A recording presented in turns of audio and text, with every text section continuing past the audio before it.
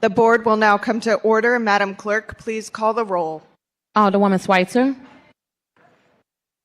Alderman Oldenburg. Excuse me. Alderman Oldenburg. Thank you. Here.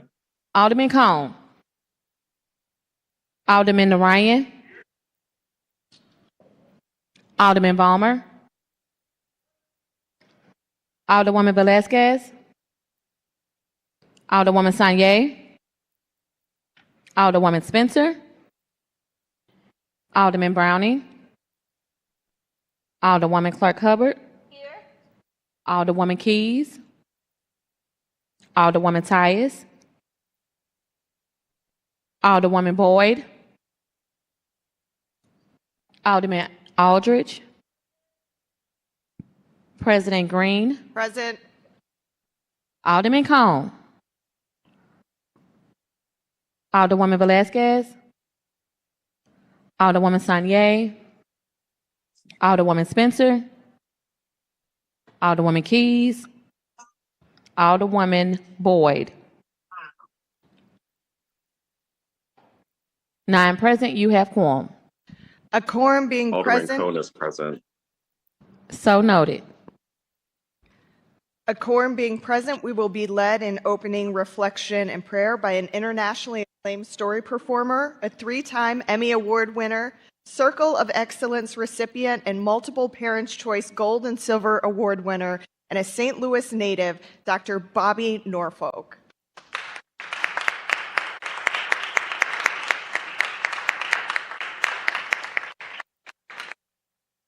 Thank you. It is indeed a privilege and a pleasure to be here. And what I bring you this morning is a trilogy from my repertoire. You always can tell what your thoughts will do in bringing you hate or love, because thoughts are things, and their airy wings are swift as a carrier dove. They follow the law of the universe, that everything recreates its kind, and they speed over the track to bring you back whatever went out from your mind. 6 humans trapped by happenstance in bleak and bitter cold, all possess a stick of wood, or so the story is told.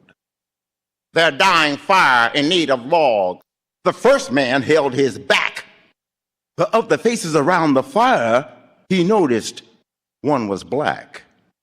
The next man sitting across the way saw one out of his church. He can bring himself to give his stick of birch. The next man sat in tattered clothes and gave his coat a hitch. Why should his log be put to use to warm the idle rich? The rich man sat back and thought of the wealth that he had in store, how to keep what he had earned from the lazy, shiftless poor. The black man's face bespoke revenge as the fire passed from his sight, for all he saw in his stick of wood was a chance to spite the white. The last of this forlorn group did not accept for gain. Giving only to those who gave was how he played the game. Their logs held tight in death's steel hands was proof of human sin. They didn't die from the cold without. They died from the cold within. Last of the trilogy, in the African American tradition, I need some call and response from you older people. Okay, you all ready for this? Okay, all right. Strap your seatbelts on. It's going to be a bumpy ride. People think rap music, hip hop started in the 1980s with Run DMC, Grandmaster Flash and the Furious Five, Curtis Blow, the Sugar Hill Gang, Queen Latifah, Kid and Play, KRS-One, Public Enemy, Ice-T, Ice Cube, Vanilla Ice. That hip-hop didn't start in the 1980s. It started back in the 1890s with a man named Paul Laurence Dunbar. Paul Laurence Dunbar, African-American master poet born in Dayton, Ohio, had two best friends in the Dayton High School. These two white boys were best friends with Paul Laurence Dunbar. You know boys' names, Wilbur and Orville Wright. The Wright brothers went off to Kitty Hawk. They wanted to fly. Paul Laurence Dunbar, he wanted to play with pen, quill, and parchment. In 1895, ladies and gentlemen, he wrote a book called Majors and Minors. And in that book is one of those pieces of work that I need your call and response from. Wait a minute. Any Baptists in here? Thank you. Amen. Any Catholics? Y'all on your own. No genuflecting in the story. But we'll roll on. The call and response. Let's call our piece, Jump Back, Honey, Jump Back. In the African American tradition. Wait a minute, ma'am, I think we need a rehearsal. Let's do it. I see some blank stares out there. What are you talking about? I will do the main part. And every phrase, when I hit it and I do this, your retort is, jump back, honey, jump back. All right, jump back, honey, take one. Here we go. Get ready. A one, a two, a one, a two. I seen my lady home last night. Yeah, held her hand and squeezed it tight. By George, I think they got it. All right. Here we go. All right. Okay, I need to tell you. Now, before I leave this podium, I have to tell you, I am standing on the shoulders of some very powerful people in the St. Louis public school system that helped put me in this position. And in 1969, I graduated from Charles Sumner High School. Any bulldogs in the house?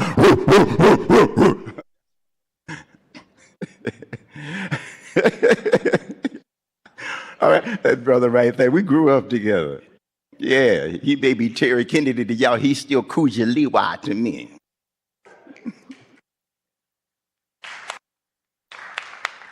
Love it, brother.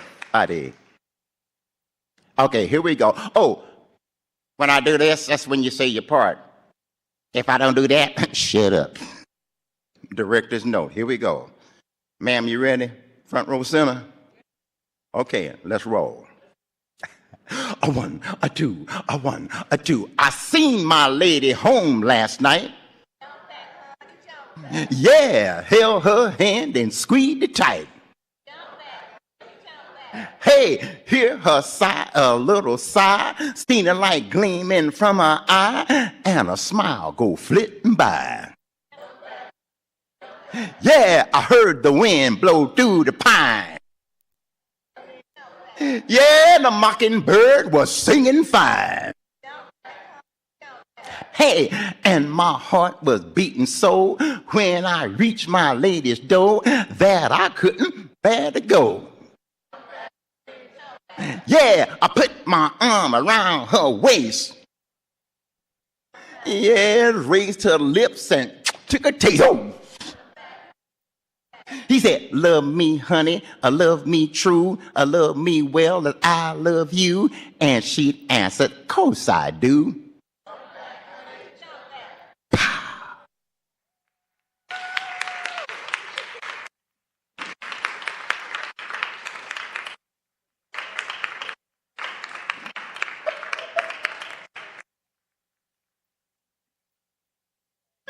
The mallet wants to go home. Yes, apparently it does.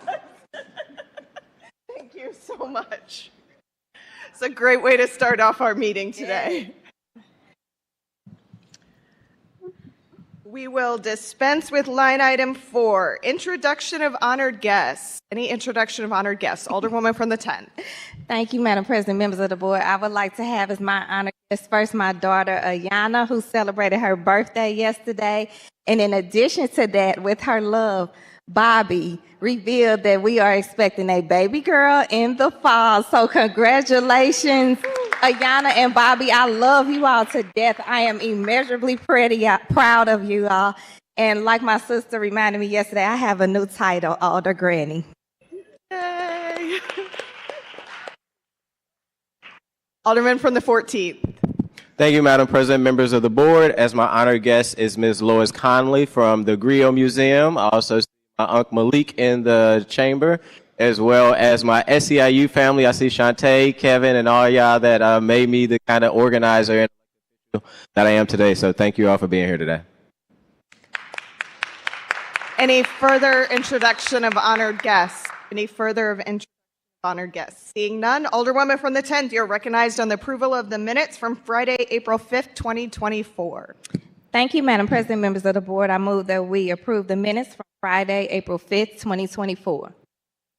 It's been moved by the Alderwoman from the 10th, seconded by the Alderman from the 9th, that we approve the minutes from Friday, April 5th, 2024. Any discussion?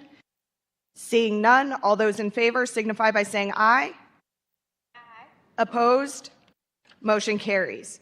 Report of city officials. Report of city officials can be found in A, B, and C of the agenda and has been placed in the Google Drive for your review. Does anyone wish to take any bills or resolutions off of any of our informal calendar? Anyone wish to take any bills or resolutions off of any of our informal calendar? Anyone wish to take any bills or resolutions off of any of our informal calendars? Seeing none, first reading of board bills. We have none. We can dispense with line item 12, reference to committee of board bills. We have none. We can dispense with line item 13, second reading and report of standing committees. We have none. We can dispense with line item 14, report of special committees. We have none. We can dispense with line item 15, board bills for perfection consent. We have none. We can dispense with line item 16A, board bills for perfection. We have none. We can dispense with line item number 16B, report of engrossment. If we could, Board for the first.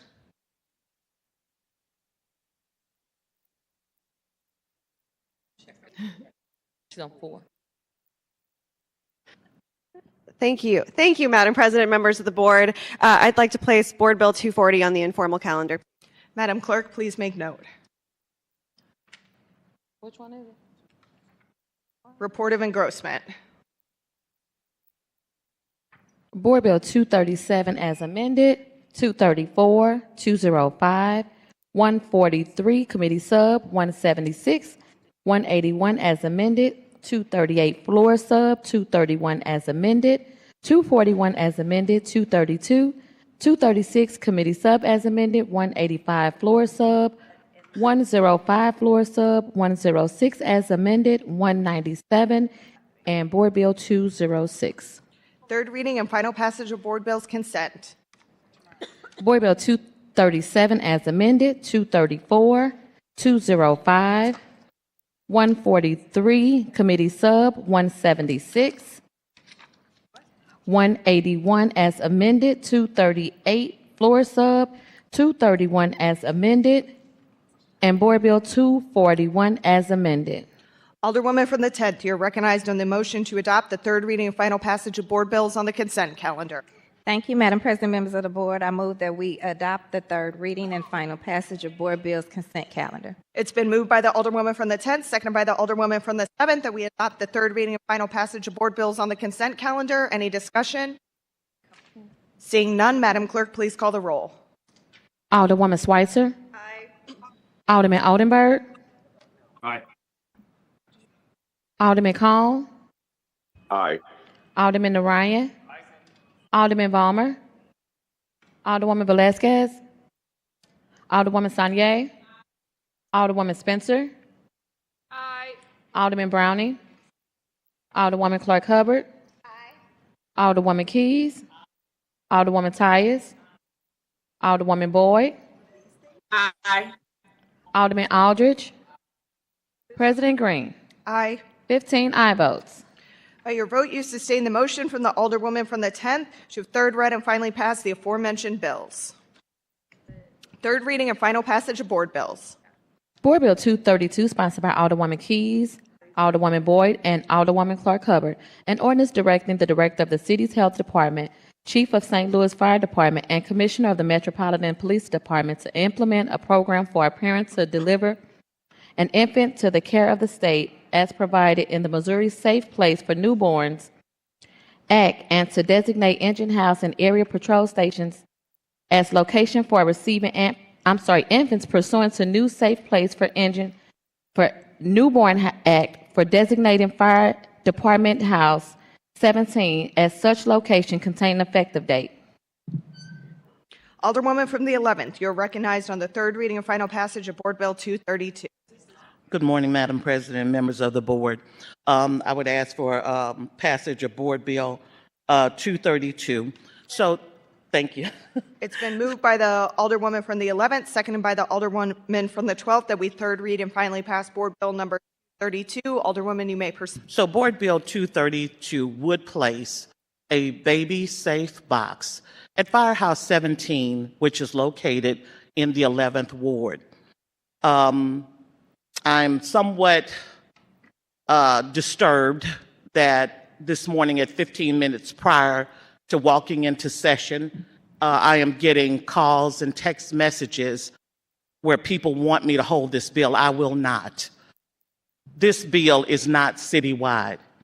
Although I would hope that other alders here would see that this is something that is needed, and it is a viable alternative to a child who is already here, being placed in harm's way. So with that, I would ask for your favorable passage. Any further discussion? Any further discussion? Alderwoman from the 1st. Thank you, Madam President, members of the board. I'm one of the problem children that she's speaking of right now. Alderwoman, I appreciate the time that you've taken to talk to me about this. I appreciate the discussion that we had last week on this. And, this is a bill that, as I've learned more about it and as I've learned more about the topic, I've gotten increasingly uncomfortable with as a concept. It's absolutely right. We're here at the last meeting of session. Being in a situation where you have a colleague asking you to move something is probably incredibly frustrating. I would feel the same way. But what I've learned about these baby boxes is that, on the face of them, it seems like an opportunity, something that might offer help to a community. But when you start digging a little bit deeper, you realize that this would sever the child completely from their family, would not allow any knowledge of the medical history of the baby. You don't even know who put the baby in the situation. You have no idea whether the parents that are involved are getting the interventions that they need, the opportunities they need. There's just no opportunity at all to know that. And it looks like an opportunity, but when you start digging a little deeper, it seems like it has some more layers to it that might not be as helpful to the family and the child as other options could be, including the ability to use the safe places that are available now that are not as completely anonymous as this would be. So I do appreciate the time you've taken to talk with me about this. I hear you loud and clear that asking you again to put it on the informal calendar is not going to happen, so I will stop asking. And I appreciate your time. I will be a no today, and I could have possibly been a yes if I had a little bit more time, and that's on me, as you stated. So thank you so much for your time today, and that's all I have to say. Thanks. Any further discussion? Alderwoman from the 12th. Madam President, members of the board, the Alderwoman from the 11th will yield. The Alderwoman from the 11th yield to questioning from the Alderwoman from the 12th. Yes, I will. Alderwoman, you may proceed. Thank you, Madam President. Alderwoman, I just am trying to understand this. This is nothing that forces anybody to do anything. This was what I understood baby boxes, so I must be missing something, is that a lot of people were abandoning children in dumpsters, alleys, and many other unsanitary places, bathrooms, whatever. In fact, in my family, I'm one of 32 first cousins, and one of them was born in Texas and was abandoned in a trash can. When I tell you, in my family, we wish that he had someplace, or that his mother felt that she had someplace else, because she was not keeping him. He is now in his 50s, headed towards 60. She was not going to keep him. It wasn't like she said, I could get an abortion or I could do something else. I'm not going to keep him.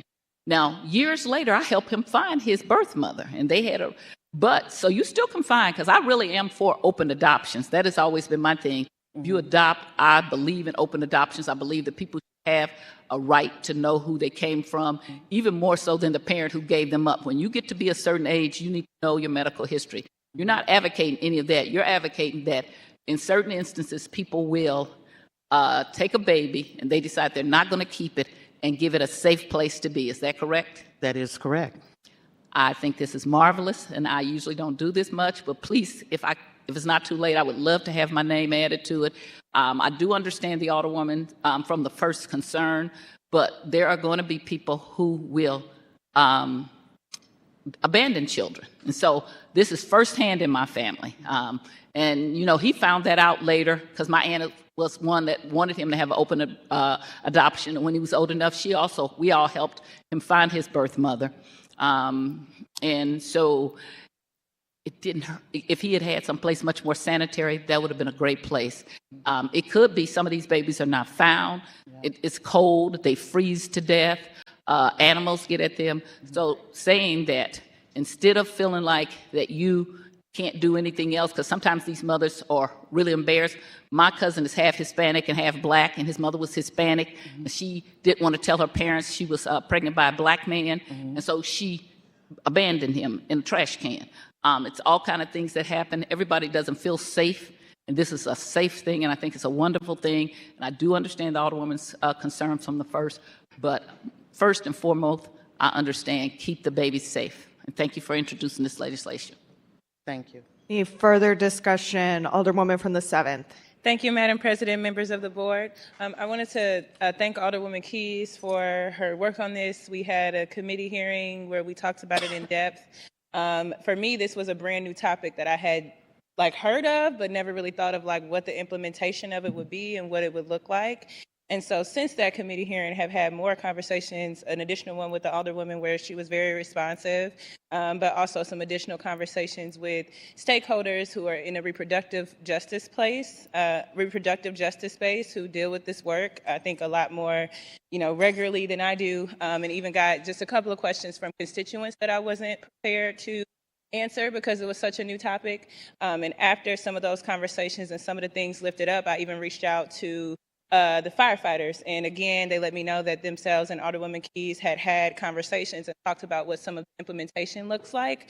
But I do think from some of my conversations with all the parties, I think we want the same things. I think we all want to have a safe space for our babies and for our children to go. We want parents who are in tough positions to do it. But I do think that there is a concern with if they're dropped off and there's no paper trail and there's no connection to resources, the risk that could be. In my conversation with the firefighters, they did indicate that perhaps what should happen is that they should be in a room sponsor and some of the organizations that have concerns and could talk about ways additional things that could be put in place if a policy like this were to be passed where there was not, a baby box, but also, hey, come in, we can connect you to this resource. We have this available. Just things that I think would take more time. So I do also want to apologize to the Alderwoman because I think you've done your due diligence. For me, this was just a brand new topic that I hadn't heard of, didn't know about, needed to go do work, go learn more about it. And at our committee hearing, didn't necessarily have outside voices besides us as colleagues to be there. So I'll be voting present on this today in hopes that we can. I think it is a solid bill. I just would love to see something in there that has other resources for a parent available so that, if you don't want to just drop your child off, if you do need, more opportunity to have a conversation about resources available to you, or if there's a way that we can also encourage, how can we get the social security number for the child or any of the other information because it's just a baby with that drop off. I hope that we can have those conversations. Thank you. Any further discussion? Alderwoman from the 12th. Madam President, members of the board, I hear what the Alderwoman from the 7th is saying. You don't have those resources when they drop them in the trash can. You just have a less safe babies. The good thing about this day and age is we have what's called DNA.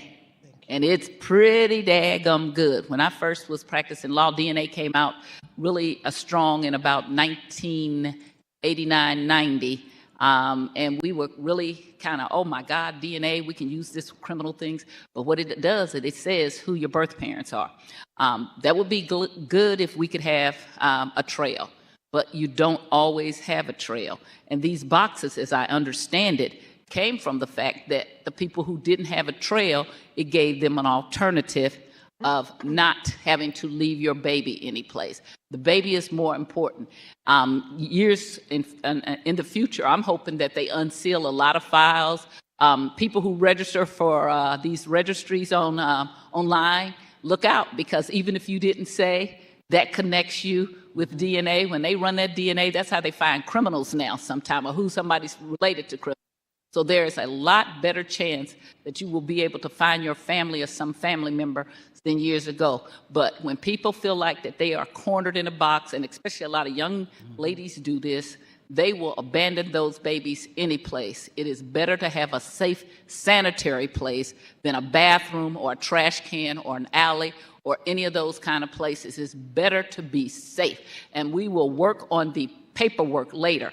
But if you say you can't have that, and then you put them out in the street, that is not a good idea. This is a good, safe alternative. And again, thank you for sponsoring this bill, Alderwoman. This is in no way going to keep technology from advancing, and it's going to get better and better. And I am an advocate, as I said, of open adoption. I don't have children, but if I had, I wanted an open adoption. I did not want for the child not to know. If parents can love more than one child, then children can love more than one set of parents. And this is just a safe alternative. And again, you can't force people to leave a trail, because if they leave that baby, they don't leave a trail either. They don't leave Social Security numbers or anything like that. And Madam President, members of the board, Madam President, I just have another question from the Alderwoman, if she would yield. Would the Alderwoman from the 11th yield to questioning from the Alderwoman from the 12th? Yes, I will. Alderwoman, you may proceed. Thank you. And so does leaving the baby in the box in any way prevent, say that if you leave that baby in the box, that you can't leave identifying trace, that you can't leave a blanket, that you can't leave a note, that you can't leave anything? Does it prevent that from happening? No, nothing prohibits you from leaving whatever along with the child safely placed in the box. And does the program say that somehow the children cannot do the same thing as a child who's placed in the alley or the dumpster, then go look for their parents? Not a thing. Thank you very much. I appreciate it. Any further discussion? Alderwoman from the 7th. President, members of the board, I had that question about DNA and the ability to track where the baby is from. I actually have a cousin recently who was in a situation where, because of circumstances, gave the child up and actually got charges pressed against her, because you can use DNA to chase where, who the family was and who the parent was. And so that, again, that's what I'm trying to highlight. I'm so sorry, Alderwoman. Again, I do think that I owed you the courtesy of kind of earlier communication and kind of sorting through this. But again, to Alderwoman Tice's point, for me, this is not about you. I think that your heart is in the right place. I do think that there's a path forward. It's just that as you learn about things, sometimes you learn about some of the unintended consequences. And we do live in the state of Missouri. What is to say that if we put this in place and folks, that happens, that the state can decide, well, you need to press charges against people who do that. You can use DNA to track the parents are and then file charges against the parent if DNA is used. And I'm just not clear. Again, these are all things that have just come to the light with me as I've been learning about these conversations, but these are things that I just would like to see some safeguards and some protections against within the bill. May I respond? Any further discussion? Alderwoman from the 11th. Thank you. So in terms of, this is already something that is at the state level. So this isn't something that is strictly in St. Louis County or now possibly in St. Louis City. When we talk about a child who is placed in a baby-safe box, and I think I can speak from a place of experience, having worked as a child abuse investigator here in the city of St. Louis. When a child is placed in that box, they are conveyed to Children's Division. An alarm goes off to alert them that there is a child. According to state statute, the moment an abuse charge hits your desk, you must go immediately to begin your investigation. When that child is conveyed into state custody, care, and control, everything that they need will be provided at the state level. That's the law, okay? So that being the case, when we talk about a child not having a Social Security number, the state does that. There are many children all across this country who have been placed in situations that needed state assistance to be and stay safe. I grew up with a gentleman, Oliver Wendell Floyd, and Floyd was, we call him Wendell or Floyd, but he was adopted a few days after his birth. And as a 60-year-old man, through, again, DNA, was able to find both of his birth parents, and thankfully they were both still alive. And so what a wonderful world we live in today, where DNA can tell me that the majority of my DNA is from Cameroon and from Bantu, and yes, 22% from Ireland. What a wonderful world that DNA could help Floyd find his birth parents and additional siblings. So I think that some of the things that are being raised are not necessarily based in fact. Having worked in the industry where our job, our only job, was to safeguard and to protect children, I do believe I know the process a little better than the average layperson. Any further discussion? Alderman from the 14th. Thank you, Madam President. Will the Alderwoman from the 11th yield? The Alderwoman from the 11th yield to questioning from the Alderman from the 14th. Yes, I will. Alderman, you may proceed. Thank you, Madam President. Thank you, Alderwoman, for yielding. I just want to, I listened to the HUD's committee when your bill was presented, and I know you had a special guest of a young lady who wasn't part of an organization, but speaking very highly about kind of this piece of legislation. And I know we didn't go into deep details. So just for my clarity, how would this work? So it would be the one firehouse in your ward that would have a box where a baby could be placed in. Would that box be inside? Would that box be outside? So the box is, it's outside the building, so this person would not have to go into the station. This box is climate controlled, so it has plenty of oxygen. It's warm in the winter, it's cooler in the summer. But more importantly, the alarm that sounds immediately when that box is closed. The people in the fire station know, according to state law, you are a mandated reporter. You must go immediately to get that child from the box. Children's Division is alerted. That child, really within less than an hour, should be, because the Wainwright building's right downtown, it shouldn't take an hour to get to Firehouse 17 to collect a child, take them to the local children's hospital to make sure that they're basically healthy, and then the process with the state begins. And if the box isn't closed, I guess would that alarm not go off?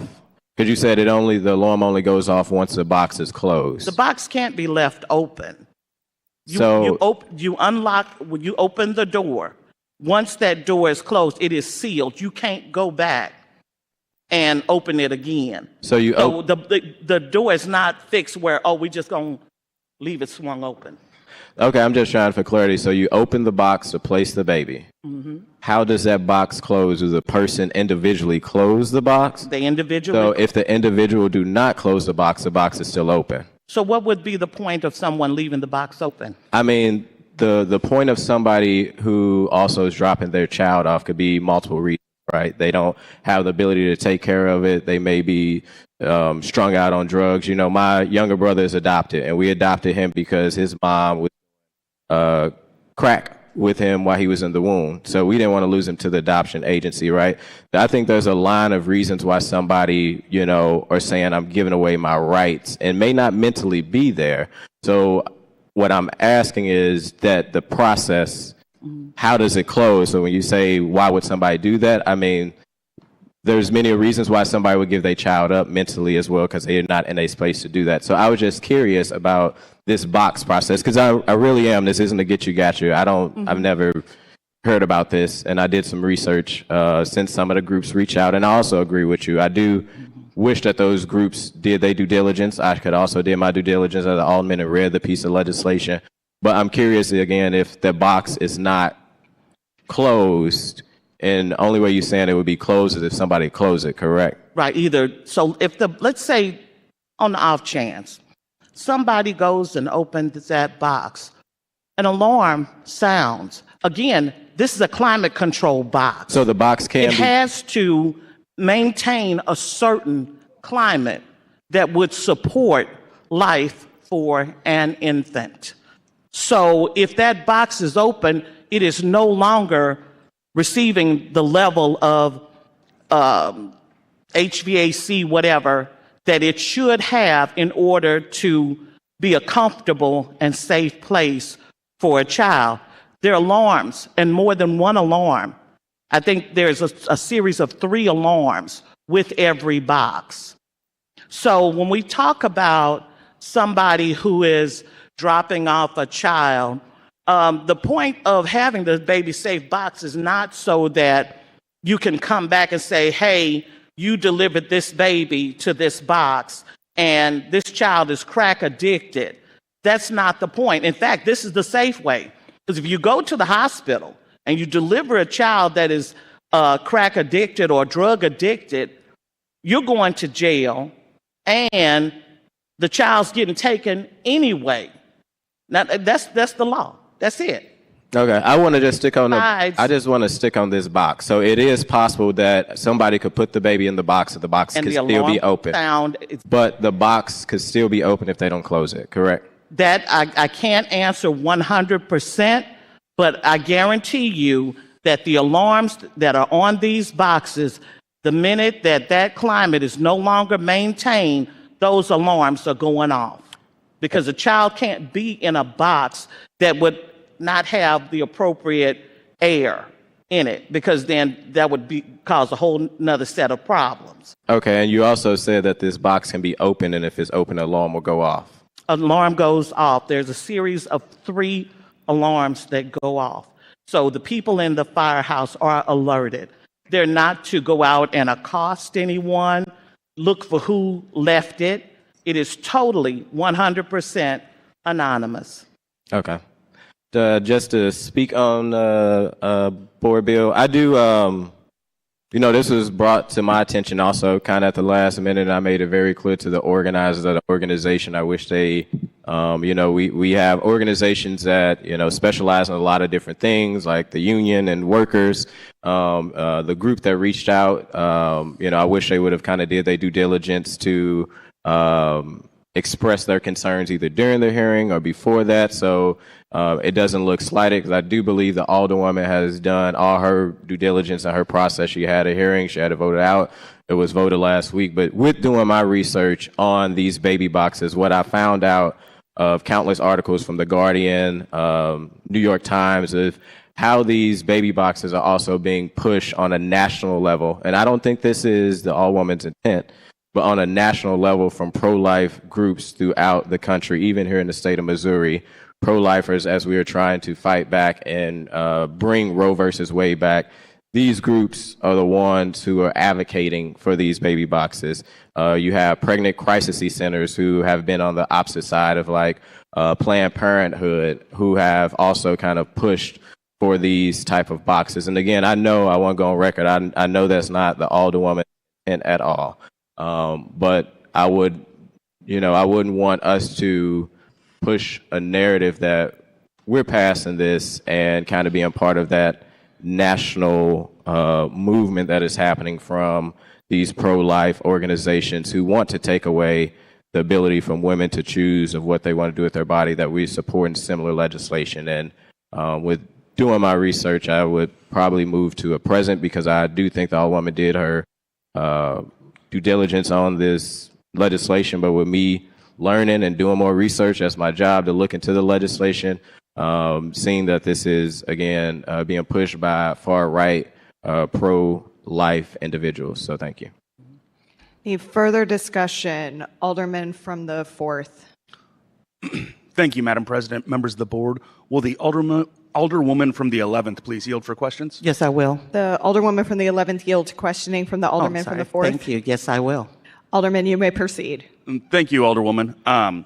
So I know when we look at family law, which is not my area of expertise, but something that got drilled into my brain in law school, we mostly concern ourselves with what's in the best interest of the child. and I'm a fan of expertise, and I know that you've worked as a child abuse investigator and that you've done your research here. So I just have a couple questions that I hope will inform me a little bit more. You mentioned that there are a few more of these in the state, that this is a product of state statute? One. Okay. Melville. And has it been utilized before? Yes, it has. It has. Do you know how the frequency that it gets utilized? It made the news maybe a couple of months ago. There was a child left. Okay. And so when the baby's placed in the box, you said that then it goes to Division of Family Services? Children's Division. Children's Division, okay. So is there any, my real concern here, my only real concern here is someone who shouldn't put the baby in a box, putting the baby in the box. If dad wants out of child support and he places baby in the box, is there so first off, would there be penalties for that sort of behavior? I'm sure that there probably can be, but that would have to be raised by the other custodial parent. Additionally, let's say that a mom places a baby in a box, right? But unbeknownst to the child's father, he can go and petition to retrieve his child and take care, custody, and control. So that was actually my next question. There you go. Is there outreach to the rest of the family, grandparents, uncles, aunts, things like that, when one of these children gets placed in this box, to see if we can place that child with a family member who may know the history of the family, who we hope at least would care about that child and help raise that child? So what would alert a non-custodial parent, that non-custodial parent beginning the work of saying, hey, this is my child, I didn't consent to have him put here? They would go through the steps with Children's Division. Additionally, they would also go through the Children's Division, and this is on their side of the fence, their responsibility.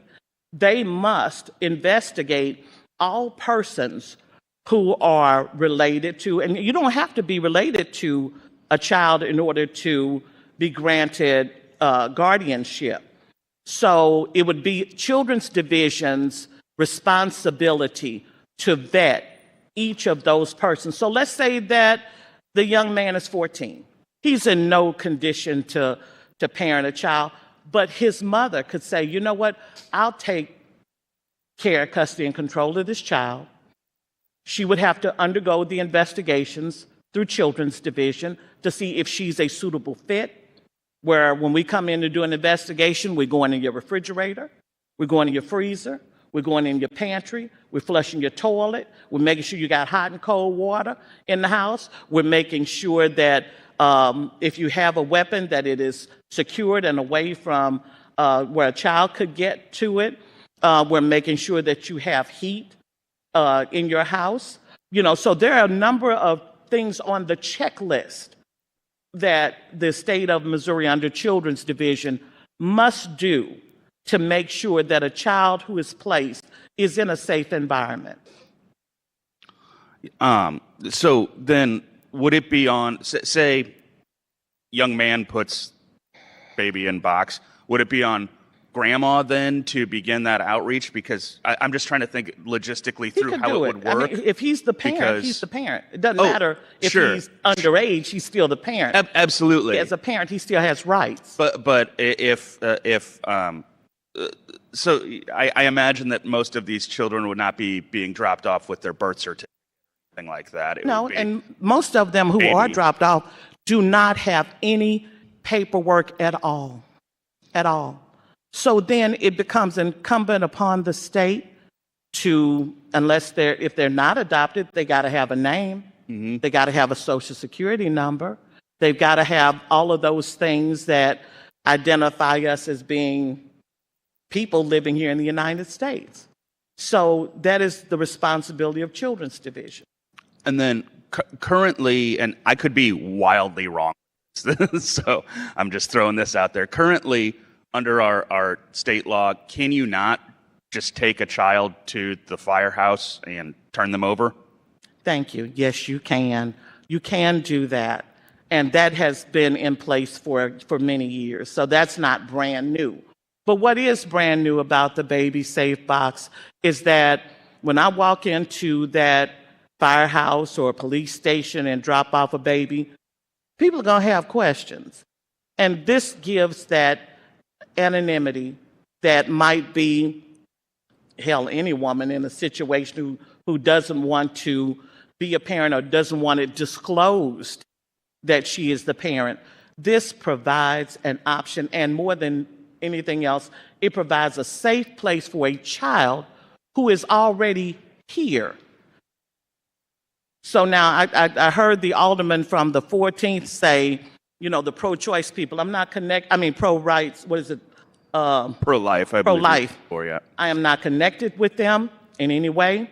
I am pro-choice, have always been. But I have a duality that makes me say, you know what? A person who's here has the right to have a life. I'm an adoptive parent. So not only have I worked in the industry, I have hopefully rescued a child from a situation that may have been horrific. And that is important too. Absolutely. As you may be able to tell by my line of questioning, I'm just trying to reconcile the rights and privileges of the child with the rights and privileges of the parent who would give the child away. Mm-hmm. I'm trying to reconcile those two things in my head, and I'll be honest, I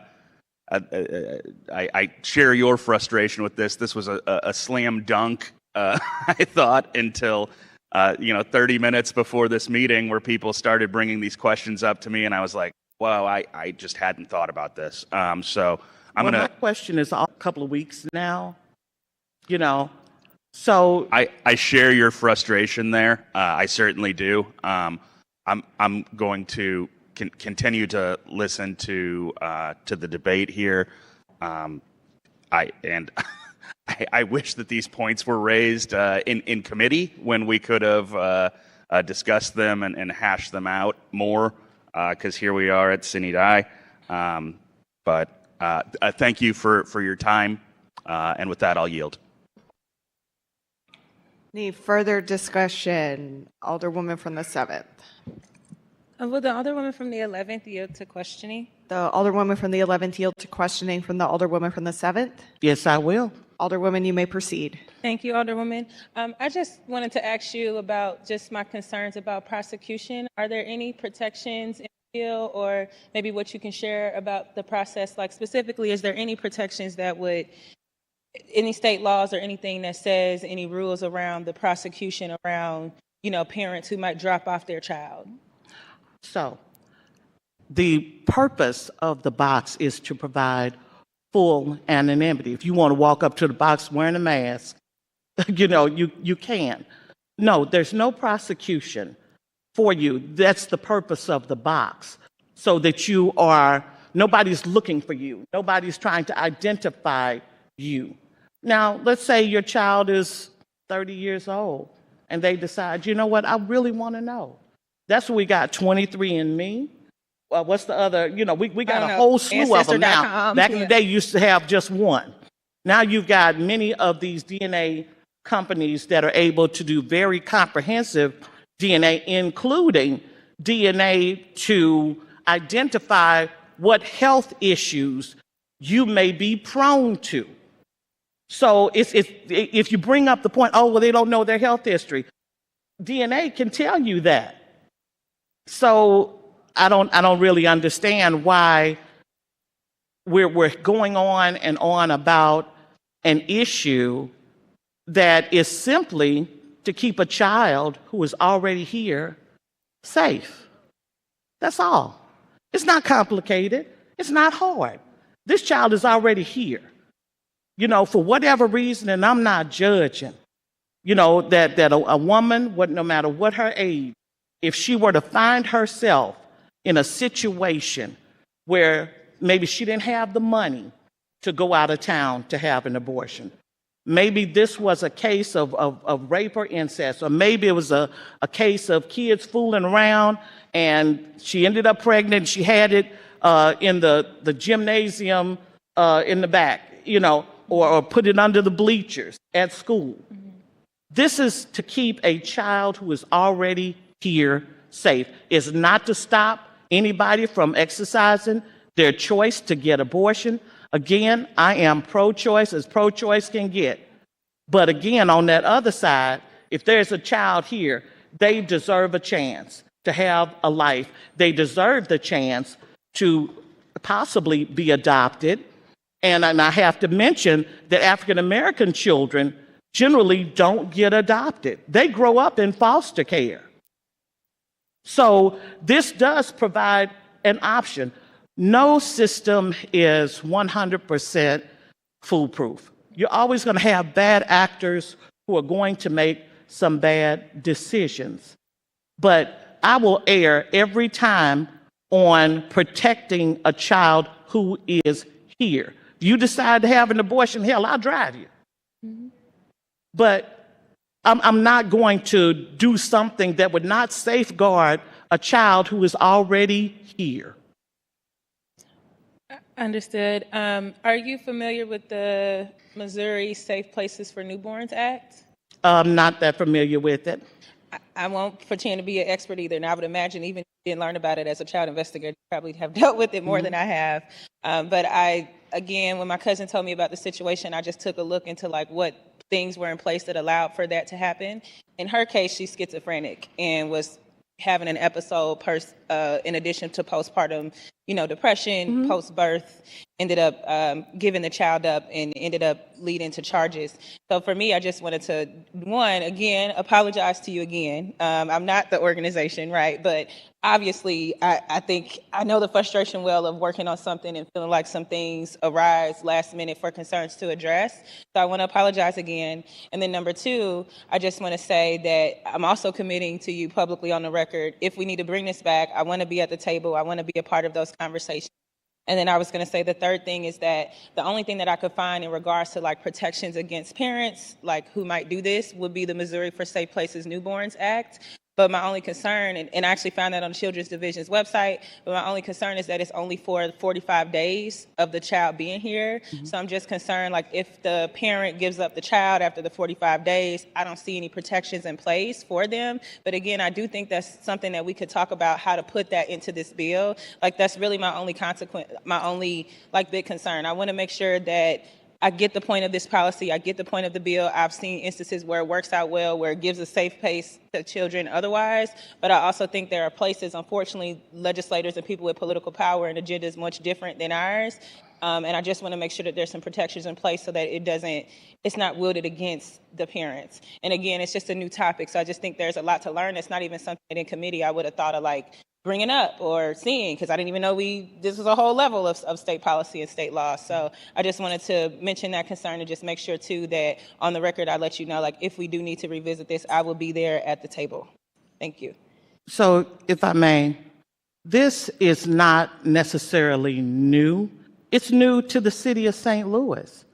And so these laws at the state level are already in place. Any mother has choices all along the way. From the time that she discovers that she is with child, she's got some choices to make.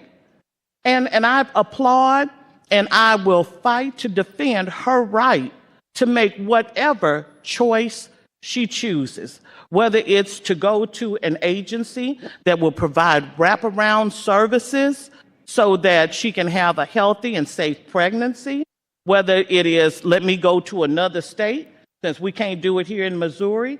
I support all of that. I'm not trying to stop anything, except for a child being harmed and possibly dying because of fear. Fear that someone will find out. Fear that I can't take care of a child. Fear that I happen to be on drugs at the time that I delivered this baby. Fear for whatever the number of reasons might be. I don't want my parents to find out. that I was sexually active, and as a result, I've not only gotten pregnant, given birth to a child. What do? This is simply another choice.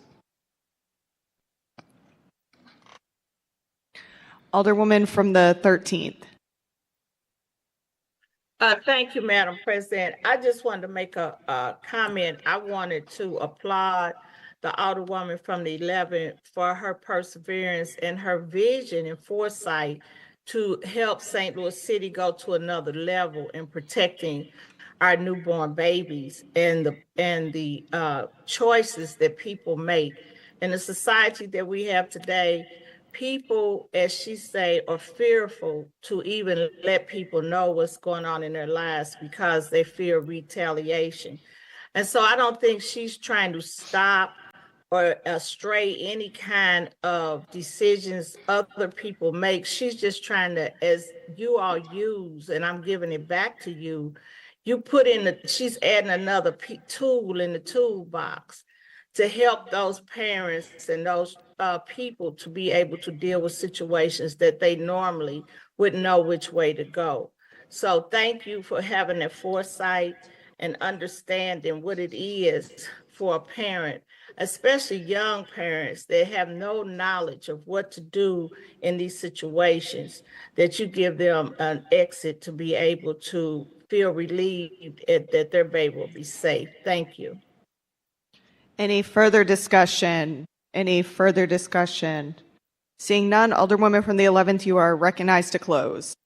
Well, with all of that being said, I would ask for a favorable vote to pass Board Bill 232 to place a baby safe box in the 11th ward. Let me say that again, in the 11th ward at Firehouse number 17, which would be the first and at this time the only baby safe box in the city of St. Louis. Thank you. It's been moved by the Alderwoman from the 11th, seconded by the Alderperson from the 12th, that we third read and finally pass Board Bill number 232. Madam Clerk, please call the roll. Alderwoman Schweitzer. Alderman Oldenburg. Aye. Alderman Cone. Present. Alderman Narayan. Alderman Balmer. Alderwoman Velazquez. Alderwoman Sine. Alderwoman Spencer. Alderman Browning. Alderwoman Clark Hubbard.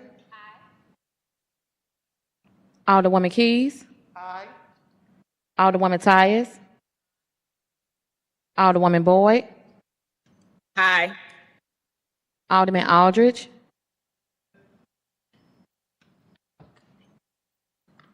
President Green. No.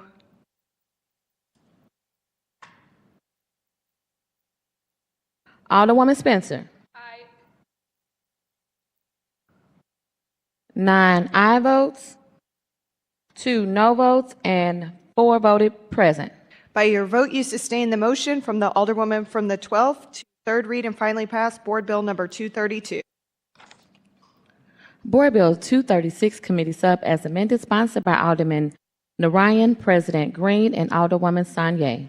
An ordinance amending Section 3 of Ordinance Number 71620, codified in Chapter 3.160.030 of the City of St. Louis Revised Code of Ordinances, requiring applicants for a development proposal requesting a tax incentive to include information about previous tax incentives awarded to the same developer and previous tax incentives awarded to past projects on same parcel, and requiring SLDC to share information about certain proposals with relevant labor union organizations, and requiring that the applicants list any past or present agreements or contracts they have with labor organizations.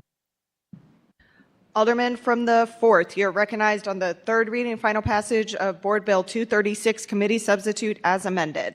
Thank you, Madam President, members of the board. I move that we third read and finally pass Board Bill number 236, Committee Sub as amended. It's been moved by the Alderman from the 4th, seconded by the Alderwoman from the 7th, that we finally pass Board Bill 236 committee substitute as amended. Alderman, you may proceed. Thank you. I think the clerk's summation of the bill was great. I ask for your consideration. Any further discussion? Any further discussion? Seeing none, it's been moved by the Alderman from the 4th, seconded by the Alderwoman from the 7th, that we third read and finally pass Board Bill 36 committee substitute as amended. Madam Clerk, please call the roll. Alderwoman Schweitzer. Aye. Alderman Oldenburg. Alderman Cone. Aye. Alderman Narayan. Aye. Alderman Balmer. Alderwoman Velazquez. Alderwoman Sine. Alderwoman Spencer. Aye. Alderman Browning. Alderwoman Clark Hubbard. Aye. Alderwoman Keys. Alderwoman Tyus. Alderwoman Boyd.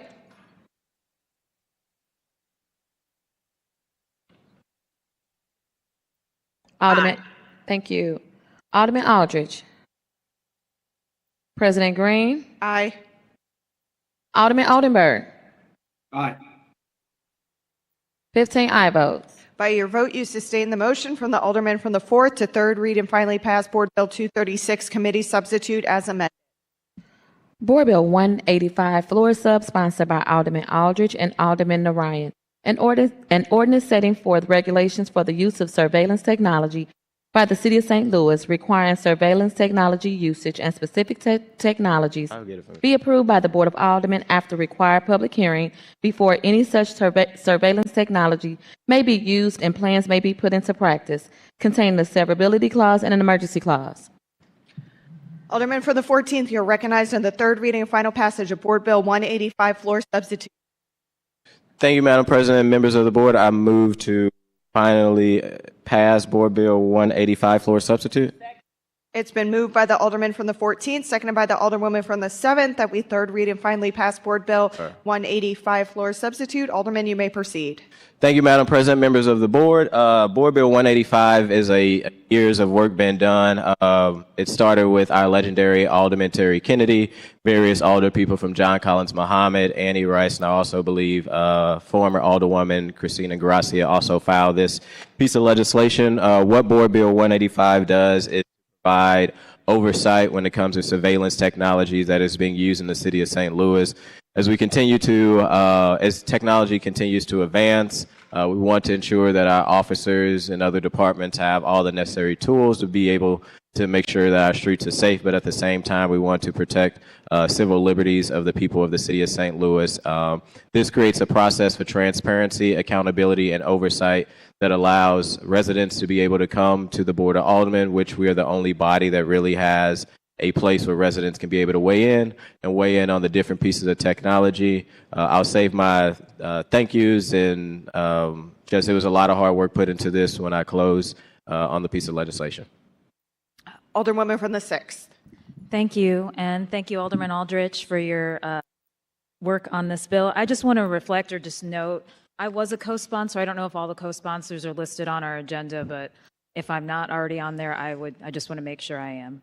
Yeah, I think there are a bunch missing because I was also a co-sponsor. It's reflected in the other co-sponsors.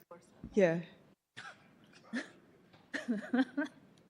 Are we surveilling that? Right. If Madam Clerk could just verify or just make sure that everybody who had requested to be a co-sponsor is a co-sponsor on the final bill. Thank you. I'm going to go Alderman from the 4th, then Alderwoman from the 7th. Alderman from the 4th. Thank you, Madam Clerk, members of the board. Just want to commend the sponsor here. As he noted, this is been a long road, and I think I've really gotten to know the aldermen during this last year working on this. We started off with two pretty different positions on this, and I think we've been able to compromise on many things over the course of the last year on this bill. I want to thank him for his willingness to work on it and not simply count to 8 and ram things down people's throats, but to actually work in the spirit of compromise and make sure that we had some buy-in from all the stakeholders, whether it be community activists or SLMPD itself. We made sure that the administration thought this was a workable bill, that the chief of police thought this was a workable bill. The Police Officers Association has weighed in. We've heard from virtually everyone that this will affect, and as Chair of Public Safety, I look forward to having this come into law and carrying out what's laid out in it in terms of the community engagement with technology moving forward. Thank you. Alderwoman from the 7th. Thank you. I want to second what the alderman from the 4th said about all of his kudos and congratulations and the stakeholder process. Alderman from the 14th kept the Public Safety Committee pretty busy with this bill, with plenty of meetings and conversations behind the scenes. And then also really wanted to make sure that I thanked Terry Kennedy as well. He asked me not to embarrass him by making him come in here, but I know that he's watching somewhere, so I just want to make sure that I thank him too. I think this is one of those moments where for me, especially as a Black alder, I feel extremely proud to be able to carry something forward that I know has started with us and that I know didn't necessarily have a political path forward, but here's an example of starting this conversation, making sure that the conversation has an alder after alder after alder, bringing it back until today where the alderman from the 14th is carrying a bill that is going to pass, and also want to echo the sentiments of the alderwoman from the 6th and make sure that I'm also listed as a co-sponsor. Thank you. Any further discussion? Any further discussion? Seeing none, Alderman from the 14th, you are oh, sorry, there are some online. Alderman from the 3rd. Thank you, Madam President. I too just want to make sure that I'm listed as the co-sponsor on the bill. And I'm not sure if that might have kind of happened as a result of some of our rules that we'll be discussing about tomorrow. Madam Clerk, please make note of that. Is there another Alderman from the 13th? I saw a hand up for a second. No? Okay. Alderman from the 14th, you are recognized to close. Thank you, Madam President, members of the board. Like the Alderwoman from the 7th Ward said, this is a long time coming. I appreciate our elder and just my former mentor, Mr. Clerk Kennedy, for starting this process, and it involved along the way a lot of negotiation. It's as I told him, it's not as strong as when he started off, but that's kind of the process of trying to get somewhere where everybody supported. I can go down the list to thank each alderperson that laid a hand in this piece of legislation, but honestly, it was every alderperson at this board, even the ones that didn't agree with it, gave me a lot of criticism and a lot of input on it. And the ones that was in the middle or the ones that needed to get somewhere, I appreciate all the input to be able to make this bill get to a final place that is supportive. Thank all the stakeholders. The police department was part of these conversations when we probably originally started. The chief came to the hearing and said he was against the bill. So we was able to get to a place that made it where it's operable for the department, as well as the mayor administration, who also did the same. And also, more importantly, I want to thank the community, because the community has been the one who've been organizing around this piece of legislation for the last several years to try to get it to this place. And also, of course, have to thank my Jasheen, who spent countless hours in meetings with me from your office, Madam President, and allowing her to be on this project. So thank everybody who was part of it. And with that, I move to finally third read and final pass Board Bill 185, somewhere around those scripts. You got it. It's been moved by the Alderman from the 14th, seconded by the Alderwoman from the 7th, that we third read and finally pass Board Bill number 185, floor substitute. Madam Clerk, please call the roll. Alderwoman Schweitzer. Alderman Oldenburg. No. Alderman Cone. Aye. Alderman Narayan. Aye. Alderman Balmer. Alderwoman Velazquez. Aye. Alderwoman Sine. Aye. Alderwoman Spencer. Alderman Browning. Alderwoman Clark Hubbard. Alderwoman Keys. Alderwoman Tyus. Alderwoman Boyd. Alderman Aldridge. Aye. President Green, Aye. Alderwoman Boyd, Aye. 13 aye votes and 2 no votes. By your vote, you sustain the motion from the Alderman from the 14th, third read and finally pass Board Bill number 185, floor substitute.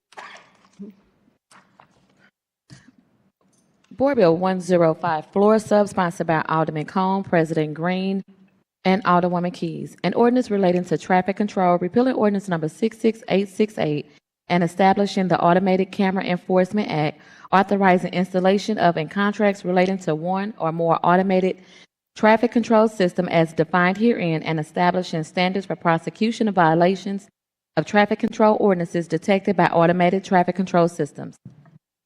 Alderman from the 3rd, you are recognized on the third reading and final passage of Board Bill 105, floor.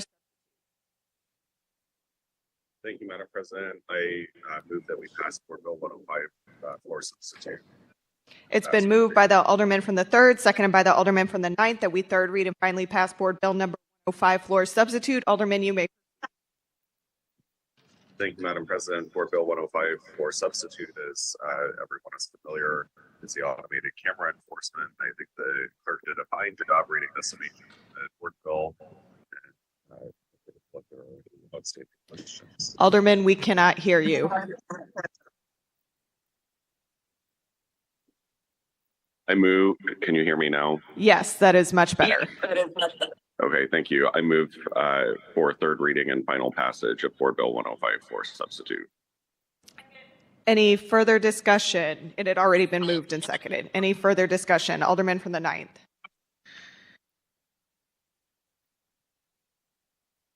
Hello? There we go. Thank you. Similar issue we were having earlier. I just want to make sure I was listed as a co-sponsor for this, and also wanted to thank the sponsor, the Alderman from the 3rd, for all the work he's done on this. I think this is a very thoughtful approach that really addresses many of the concerns that people had about this issue. I have received a lot of support from residents in my ward for this effort and making sure that we can make our streets safer. Again, emphasizing that any small difference we can make in the traffic violence that we see on our streets is something that we should absolutely do, and a step that we should take here at this board. And again, just want to make sure I'm listed as a co-sponsor, and thank you again to the Alderman from the 3rd. Any further discussion? Any further discussion? Seeing none, Alderman from the 3rd, you are recognized to close. Thank you, Madam President. I renew my motion. It's been moved by the Alderman from the 3rd, seconded by the Alderman from the 9th, that we finally pass Board Bill number 105, floor substitute. Madam Clerk, please call the roll. Alderwoman Schweitzer. Alderman Oldenburg. Aye. Alderman Cone. Aye. Alderman Narayan. No. Alderman Balmer. Alderwoman Velazquez. Aye. Alderwoman Sine. Aye. Alderwoman Spencer. Alderman Browning. Aye. Alderwoman Clark Hubbard. Aye. Alderwoman Keys. Alderwoman Tyus. Alderwoman Boyd. No. Alderman Aldridge. Aye. President Green. Aye. 12 aye votes, 2 no votes, and 1 voted present. By your vote, you've sustained the motion from the Alderman from the 3rd to third read and finally pass Board Bill 105, floor substitute. Board Bill 106, as amended, sponsored by Alderman Cone, President Green, Alderwoman Schweitzer, Alderman Narayan, Alderwoman Sanye, and Alderwoman Keys. An ordinance establishing the Neighborhood Traffic Safety Improvement Fund, authorizing the appropriation of those funds to be used for certain projects to prevent traffic accidents and fatalities and improve traffic safety citywide, requiring annual reports developed by the Street Department and presented to the Public Infrastructure and Utilities Committee regarding the expenditures of funds contained in the severability clause. Alderman from the 3rd, you're recognized on the third reading and final passage of Board Bill 106 as amended. Thank you, Madam President. Are you able to hear me? Yes. Okay. Thank you, Madam President. Board Bill 106 as amended is the establishment of the Neighborhood Traffic Safety Improvement Fund. This, has already been discussed at length as well. In addition to Board Bill 105, essentially it's taking the revenue that would be generated from any automated camera enforcement and putting that into a neighborhood traffic safety improvement fund that'll help fund things like driver's education and infrastructure enhancements to hopefully curtail some of the dangerous driving that's happening on our city streets. Would you like to make a motion to third read and finally pass? I thought I had done that, but thank you. I move that we third read and finally pass Board Bill 106 as amended. It's been moved by the Alderman from the 3rd, seconded by the Alderwoman from the 7th, that we third read and finally pass Board Bill 106 as amended. Is there any further discussion? Alderman from the 14th. Thank you, Madam President, members of the board. Just echo, I believe I was a co-sponsor on this one and 105, so noted to be on 105 and 106. Thank you. If we could just verify all of the requests for co-sponsorships from last meeting. Alderman from the 9th. Thank you. Same request. Would love to be a co-sponsor. Thank you. Any further discussion? Any further discussion? If not, Alderman from the 3rd, you are recognized to close. Thank you, Madam President. I renew my motion. It's been moved by the Alderman from the 3rd, seconded by the Alderperson from the 7th, that we third read and finally pass Board Bill 106 as amended. Madam Clerk, please call the roll. Alderwoman Schweitzer. Alderman Oldenburg. Aye. Alderman Cone. Aye. Alderman Orion. Alderman Balmer. Aye. Alderwoman Velazquez. Aye. Alderwoman Sine. Aye. Alderwoman Spencer. Alderman Browning. Aye. Alderwoman Clark Hubbard. Aye. Alderwoman Keys. Alderwoman Tyus. Alderwoman Boyd. Alderman Aldridge. Aye. President Green. Aye. Alderwoman Boyd. Aye. 15 aye votes. By your vote, you sustain the motion from the Alderman from the 3rd to third read and finally pass Board Bill 106 as amended. Board Bill 197, sponsored by Alderwoman Keys, an ordinance approving the redevelopment plan dated November 14, 2023, for the 2601 Market Street area in the city of St. Louis. Alderwoman from the 11th, you're recognized on the third reading and final passage of Board Bill 197. Good morning again, and thank you, President Green and members of the board. I would ask for passage of Board Bill number 197. It's been moved by the Alderwoman from the 11th, seconded by the Alderman from the 14th, that we third read and finally pass Board Bill 197. Alderwoman, you may proceed. So Board Bill 197, as the members of the board here know, this is a $125 million development that has a 10-year 75% tax abatement located in the 11th Ward. The new development is proposed by Midas Enterprises at 2601 Market. It's right there at the corner of Market and Jefferson, which now there are two vacant lots. The property was originally owned by Wells Fargo, and the proposed site now would house two hotels. One is a Staybridge, and the other is I'm sorry, let me check my notes here. I always forget the second name. Kempton and Staybridge Hotel. And so the project was delayed due to some negotiations, and a heck of a deal was reached. And so Midas and their stakeholders have agreed to work with Unite Here to accommodate homeless St. Louis public school students and their families during inclement weather. They have a certain set number for that. Additionally, the project would create 150 construction jobs, 116 full-time equivalent jobs on average. The average salary about $43,000 a year. Midas is committed to working with Green Rivers Greenway and the fund to help the Brick Line expansion and enhance bike and pedestrian access for those visiting St. Louis and Midtown. So these two hotels, the Kempton and Staybridge, would provide needed hotel space for our new soccer stadium, which is doing very well, as well as other events occurring downtown and at Midtown.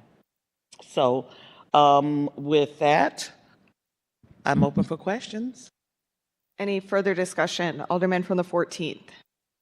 Thank you, Madam President, members of the board. I just want to rise in support of this piece of legislation that the Alderwoman has worked on. Like she said, it was a lot of negotiations to get here, which I think is important. I've kind of walked in your shoes with another piece of development, but I do think this is good development for the city of St. Louis.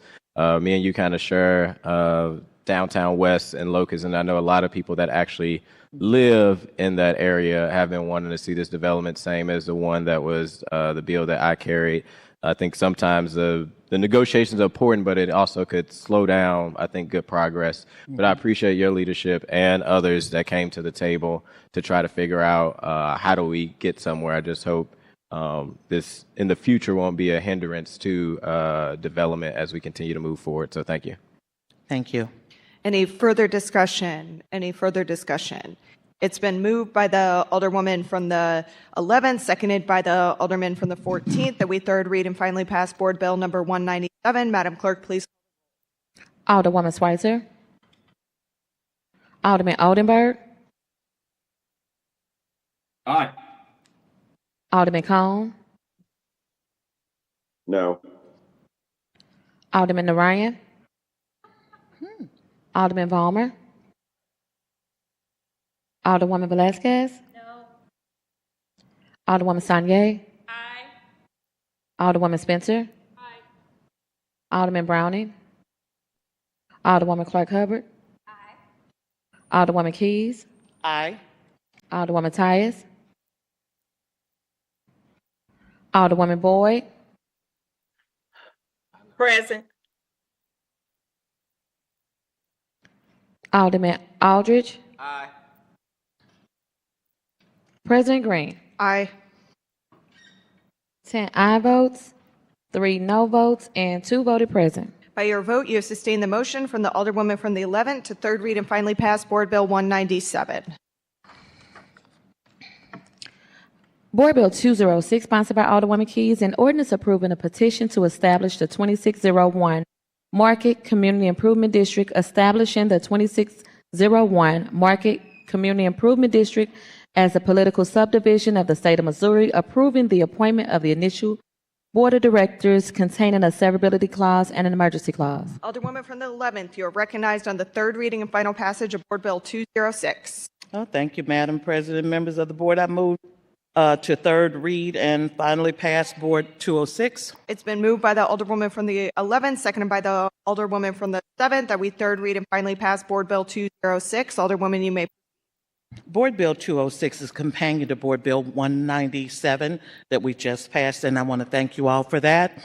It would create a community improvement district at the same site where the Midas Hotels, the Kempton and Stay Bridge, would authorize a 1% sales tax for that site. Now, that 1% sales tax, let me be clear, that is to persons who are staying at the hotel.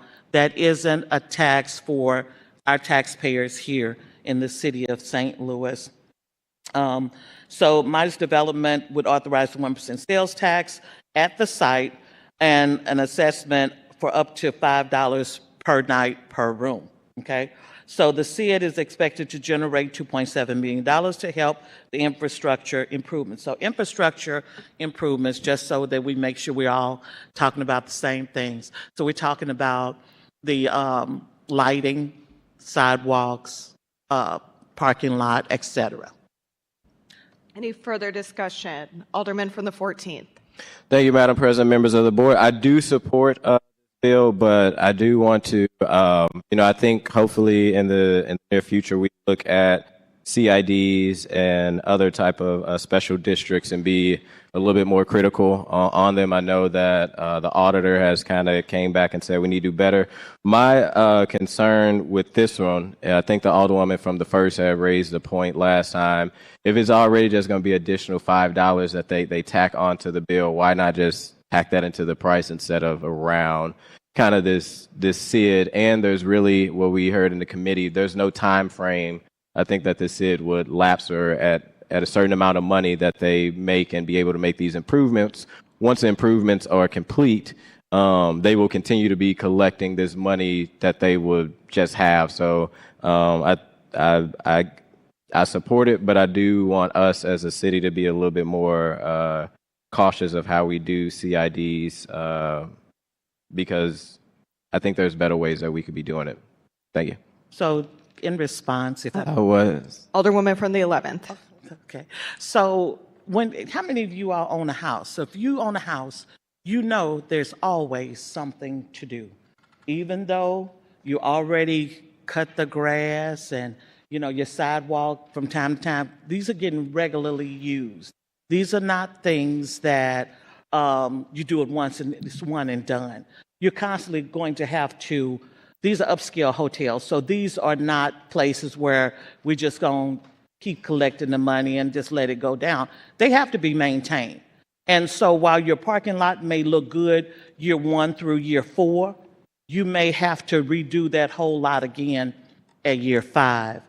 You may decide that LED lighting needs to be improved because now there's not the infrastructure to support the type of lighting that you put in on year 1, and now we're year 10, and you're having difficulty finding parts.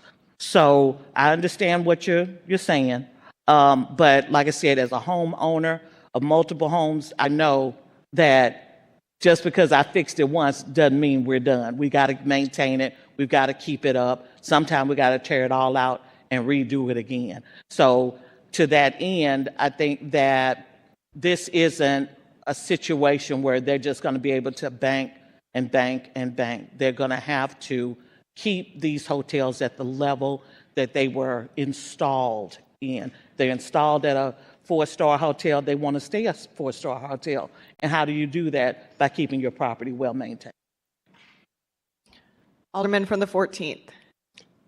Just to echo to that, I think, I get that. I would say community improvement districts are, and for my elders in the room, I'm always here for a homework lesson. It seems to be for a community district. This isn't a community. This would just be for the hotel only. And if we do community improvement districts for every development that want to keep their sidewalks installed, I did one, but we didn't do a community improvement district so that they could just have their sidewalks and lighting and all that fixed up. There's probably a larger conversation on like our ward capital, and I know there's been conversation in streets of on the public infrastructure committee of like maybe we're not the experts at streets and sidewalks, so maybe we put that money towards that. Whole different conversation. But just to be clear, we just to be doing this for one developer, which I support the project, but it says community improvement district, and it seems like it should. For this case, it should be developer improvement fund so that he could be able to use that money just for his sidewalks and his lighting. And if we, again, start to do this for every piece of development, we'll have CIDs at every corner and every development downtown they probably upset now that they ain't got it for, I don't know, Enterprise or the new center that we just gave money to, the convention center. They could apply for a CID if we start using it in a way that only protects themselves and just that entity. Thank you. Alderman from the 4th. Thank you, Madam President, members of the board. I agree with the alderman from the 14th. I think we've seen over the years that SIDs can be problematic even when they're utilized the way that they're supposed to be, which is to take care of a community, things like a business district. Doing it on a single site is a slap in the face to the original intent of a SID even. And this isn't personal towards the alderwoman from the 14th. I just oppose these across the board. When you have a single site, why can't they take care of their own property? I mean, just put it in the price. And as you pointed out, Alderwoman, I own a house. I have to maintain it. I have to maintain the siding, the roof, the lawn, all that. I don't rely on anyone who's just passing through to chip in on the maintenance of my home. And I don't think we should be doing that at the same time that we're trying to increase tourism into the area. I have different feelings on how many luxury hotels we have and how much we engage in developer welfare around here anyway. But to do a single site SID on this, just I can't get behind it. So I'll be a no. Thank you. Any further discussion? Alderwoman from the 7th. Thank you, Madam President, members of the board. I want to rise in support of this bill. And I think, this is one of the reasons that I love serving here is because I think one of the things that is happening is, that HUD's meeting where we talked about this was honestly one of the most informative conversations that I think we've had about community improvement districts, where even the folks who were here from the St. Louis Development Corporation even spoke about how they're not involved directly in the oversight of these community improvement districts. How state statute kind of leaves some things vague. And I understand all of that, and I do think it's important to have these conversations that the aldermen from the 4th and the 14th are raising. And honestly, it puts me into a position of when the aldermen from the 9th had the bills about the special business district. At the same time, I feel the same way I felt about that. The reason I voted for that is why I'll be voting for this is because individual alders, I don't think that when we are proposing things that are currently allowed, that have been processed and vetted, that have made it through committee, I don't think it's fair to put it on individual alders to, pause or hold back what they're doing because there are some issues in the overall processes and systems and policies. But I certainly do hope that as a board, we will take a look at special business districts and community improvement districts and all of these things and adding the oversight and revisiting the rules and talking about what should be the requirement for a community improvement district. Should it be for a single entity? Should you have to have a certain perimeter? I think there's a lot of conversations that should be had, and I'm actually glad that we can have these conversations while still, acknowledging that work has to go forward and things have to move on, and want to just thank the Alderwoman from the 11th because while filing this bill and trying to help her community, she opened up the door for us to have these conversations. Thank you. Any further discussion? Alderwoman from the 11th, you are recognized to close. Thank you, Madam President, members of the board. I ask for your favorable vote on Board Bill 206. It's been moved by the Alderwoman from the 11th, seconded by the Alderwoman from the 7th, that we third read and finally pass Board Bill 206. Madam Clerk, please call the roll. Alderwoman Schweitzer. Alderman Oldenburg. Aye. Alderman Cone. Aye. Alderman Narayan. Alderman Balmer. Alderwoman Velazquez. Alderwoman Sine. Alderwoman Spencer. Aye. Alderman Browning. Alderwoman Clark Hubbard. Aye. Alderwoman Keys. Aye. Alderwoman Tyus. Alderwoman Boyd. Aye. Alderman Aldridge. President Green. Aye.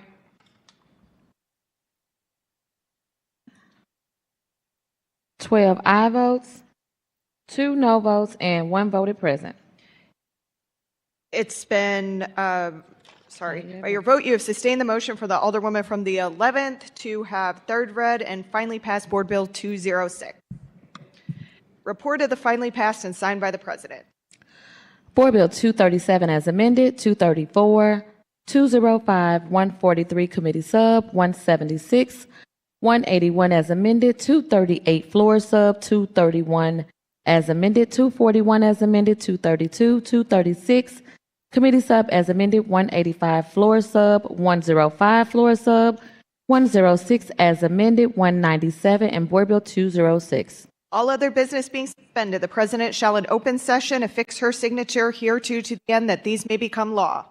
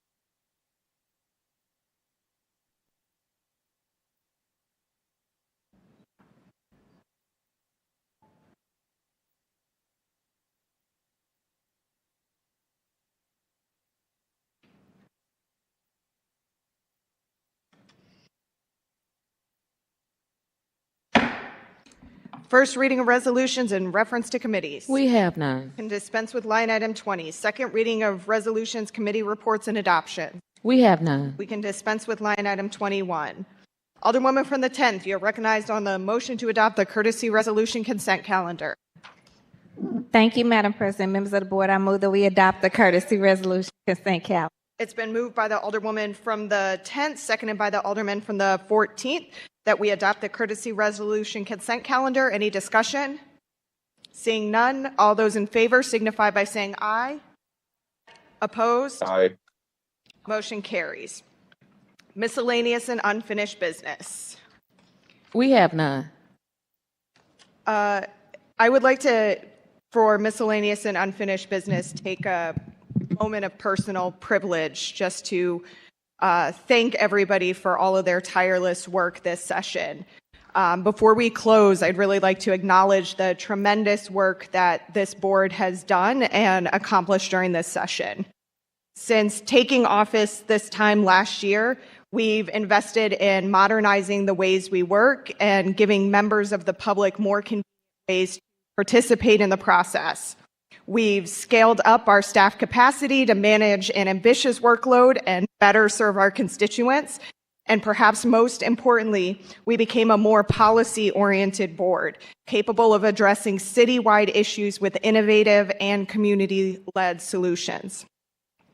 These types of changes are vital to reshaping our city, and they set us on a path for being known, not for our problems, but rather for the courage to enact bold policy solutions. Together, we have made it clear that this body will use its authority to leverage tax abatements in favor of workers in schools. The Good Jobs First report released earlier this year detailed how the current process has hollowed out public schools and widened disparities between Black and Brown students. And I'm proud of this board for applying a more rigorous approach to these development tools. And thanks to your diligence, we curbed use of abatements by nearly 12% this cycle. Moreover, by instituting common sense reforms, we made our expectations of developers clear. Invest in the communities you impact by paying what you owe. This group of lawmakers responded to the public's demands to reduce reckless driving on our streets without creating unintended consequences for those who live and work here. By bringing back automated traffic enforcement and establishing vital checks and balances of surveillance technologies, we demonstrated our commitment to legislating with, not just for, our community.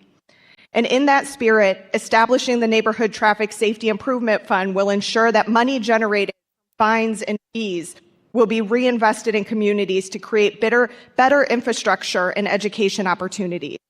And I want to thank members of the Public Safety Committee for showing us that we can address complicated issues by sharing the workload with residents, advocates, and other stakeholders in order to reach consensus. We also stabilized housing in our city by establishing a foundational rights for tenants who call St. Louis home. We passed the Right to Counsel program, established an Impacted Tenants Fund, created a rental registry, and set safe temperature standards to allow us to mitigate an escalating housing crisis that pushes people toward housing insecurity. And I want to recognize the members of the Housing, Urban Development, and Zoning Committee for stewarding a process that values collaborative governance by holding multiple hearings on a range of issues and intentionally incorporating public feedback. Our HUD's committee gave the public a reason to participate in the process by helping to rebuild trust between policymakers and our community. And today, with the passage of Board Bill 181 as amended, we will give scores of residents a fresh start by eliminating $80 million in medical debt, so no one has to choose between paying for essentials or paying down debt. I say all of this to remind us of what can be achieved when we say yes. Effective policymaking hinges on our ability to share concerns openly and suggest alternative solutions. When we fail to do these fundamental things, we fail in our obligations to make our city better for everyone. We owe it to our community to achieve the best version of ideas put forth by our colleagues. And in that spirit, thanks to our dedicated Public Safety Committee, we addressed calls to curb the open carrying firearms while also ensuring that officers notify individuals of their rights. Members of the Red Tape Committee lessened the burden on restaurant owners by reforming a process for obtaining liquor licenses. And after years of work, the Transportation and Commerce Committee passed short-term rental regulations that residents have been demanding and deserve. And as a board, we strengthen those measures by focusing on policy solutions and consensus building rather than politics. Heading into the next session, we need to understand that simply saying no applies a standard of perfection to our work that only upholds the status quo. Instead, we should be striving to evaluate policies based upon their potential to improve our city. And when a policy proposal falls short of the goal or creates disagreement about the path forward, we are all responsible for pursuing common ground. Starting tomorrow, we have another opportunity to bring the best of us to our work. We are familiar with our city's declining population. Stimulating growth relies on people's interests in both living and working here. If workers are the backbone of a strong economy, workers' rights are the cornerstone of a strong workforce. And the rights of workers are central to strengthening our local economy. By establishing protections and standards for working individuals and family, we can make our city more attractive to those who are seeking employment. In step with backing workers, we must also continue our efforts to support tenants. The cost of being a renter in our city rose 17% this year. 17%. Stagnant wages and the soaring cost of housing will force more people to live on the streets if we are not prepared with substantive housing initiatives and material alternatives for our unhoused population. As a city, we cannot afford to look the other way and treat these issues as if they are other people's problems. They are our issues, and our role as elected leaders obligates us to treat them in kind. This year ahead also marks the 10-year anniversary of the murder of Mike Brown Jr. As we reflect on this young man's life and the movement his death set into motion, we must find new ways to deepen government's accountability to the public, and by doing so, rebuild trust in institutions charged with the public's interests. Completing our calls in the Ferguson Commission report will be a priority of this next session, as will reforming policies and practices that draw a line between the public and the information needed to make vital public decisions. With that, I ask all of us to recommit ourselves to a process that brings us together with a common purpose, to discover our city's common interest, and from that, build a city that works for everyone. Thank you so much for all of your hard work this year. We accomplished so much, and I can't wait to see what we accomplish together starting tomorrow in this next session.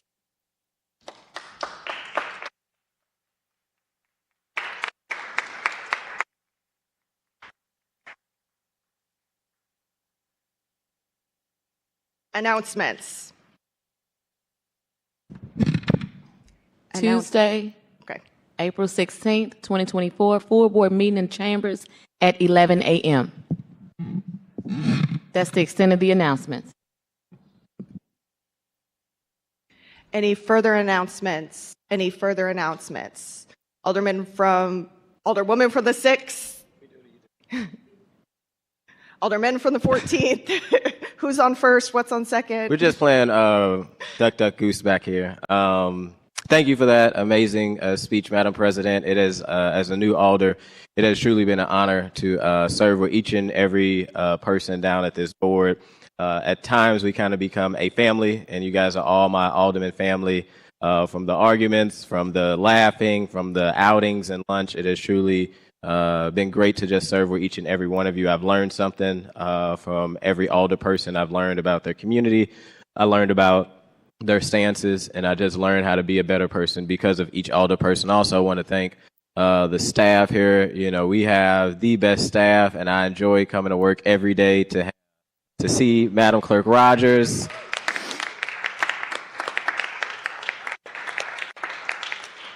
Madam Clerk Ora, I'm probably getting these titles wrong, but also Clerk. We just going, all of them are clerk because they do so many great work, and they all do Clerk, and Tracy and Ryan and all our amazing executive secretaries, as well as our legislative assistants that we've, as you talk about extending the board and giving us capacity. Thank you for that. And also, Madam President, I appreciate your leadership on saying yes to a St. Louis that we need to envision and hopefully be able to move forward. You have always been supportive, even, you know, we've had times where we disagree. People think we're locked to the hip, but it's sometimes we don't always agree.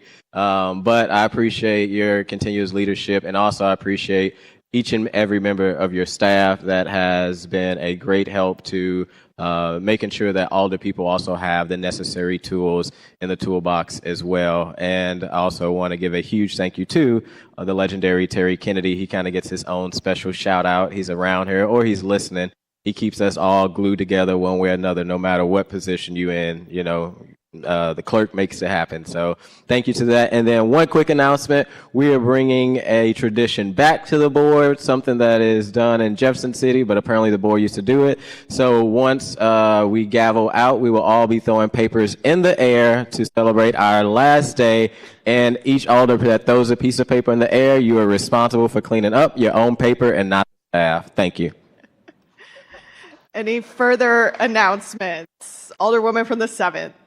I'm just following suit. I'm a big fan of giving folks their flowers, especially because one of us could not be here tomorrow. So I really want to make sure, like, honestly, each and every single one of you, even the few that I rarely agree with, we have a lot of laughs together. We have a lot of fun. And honestly, I think one of the things that I have most enjoyed about this process, and I think that also has caused me to have to grow, is you really have to know in this role how to talk about your disagreements. You really have to know how to come to the table and listen to everybody. I think prior to being a legislator, I could be a lot more, I didn't realize it, but I could be a lot more selective on who I want to listen to, who I want to be at the table. But what I have enjoyed about being a part of this body is even when folks disagree with you, when they see the intent of what you're trying to do, they will still come to the table with you. They will still give you suggestions. And in some of those cases, the largest critics of initial bills have become the largest supporters, and also their feedback helps to strengthen bills and things to their strongest proposals. I really have enjoyed seeing all of you collaborate as well on your town halls. This session, I didn't do a collaboration with anybody, so here's my public call to other alders for us to do some type of public collaboration on the town hall or some type of public benefit. I just think whatever we can do to show our community, you know, I don't want to give people a false sense of unity, but I do think it's good for folks to see their leaders collaborating and to see that at the end of the day, even when we don't agree on the method, a lot of us do have the same vision in mind. A lot of us do really want to be in a city that best works for everybody, and we do have the ability to put our issues, you know, to the side. So I just really want to thank you all for serving with me, for answering my calls, for answering my emails. And as a new alder, it goes beyond bills. Sometimes I've called you all. I think now I know second is necessary and Robert's Rules of Orders and all these things, but you all have taken those calls. I could call you at 9 or 10 o'clock. You will answer the question. I can send you an email, you know, particularly I think Alderwoman Spencer, Alderman Cone, because we share areas, or you guys used to be alders for areas that I cover now. You guys will even respond to constituent emails and be like, hey, Alicia, go send this to this director, send person. And I know that those are not elements that folks get to see all the time. Some of you have even said, hey, I disagree with you, but I really want you to stand up and make your point, because I think that that needs to be part of the conversation. So I just want to make sure that I thank you all. And the one person who hadn't got a public thank that I will add, since he hasn't been named, is Mr. Bailey. I know that you're here from the mayor's office, but I know that you do your best to have conversations with us and work with us and talk to us. And I can imagine that your role is not an easy one, that your role is a difficult one. And obviously, I'm sure you've had difficult conversations with every single one of us. But I wanted to thank you publicly as well, and just really thank all of you, because I think our city is sometimes known for siloed and divisions and pettiness and individualisticalities. But what I would say from this year here is we actually are a city of collaboration, a city of discussion, a city of debate, a city of cohesion, a city of collectivism. I've really had my perspective changed, and honestly more positive than it was before. So just thank you again for allowing me the opportunity to serve with you, and especially the legislative assistants, the social chairs, the events we've had, the things you all have put together, your days of choosing themes. I'm sad I missed my cowboy day, but thank you all too, because you guys are quiet glues of the Board of Aldermen and help us keep a certain culture and a certain spirit as well, and are not even in the spotlights and don't even necessarily get the credit. But I think having you all has added to make us a greater board and greater public servants. Thank you. Any further announcements? Any further announcements? Seeing none, I will announce that immediately preceding this meeting, we will have a press briefing in the Kennedy Room, and all Alder people are welcome to attend and speak about the end of this session. We got their papers. Alderwoman from the 10th, you are recognized on the motion to excuse. Thank you, Madam President. All members were present this morning. Alderwoman from the 10th, you are recognized on the motion to adjourn sine die. Thank you, Madam President, members of the board. I move that we adjourn sine die. We need that second now. I mean, we could stay here in perpetuity. Okay. It's been moved by the Alderwoman from the 10th, seconded by the Alderwoman from the 8th, that we adjourn sine die until Tuesday, April 16th. Sorry, we will adjourn sine die. All those in favor signify by saying aye. Aye. Opposed? Motion carries.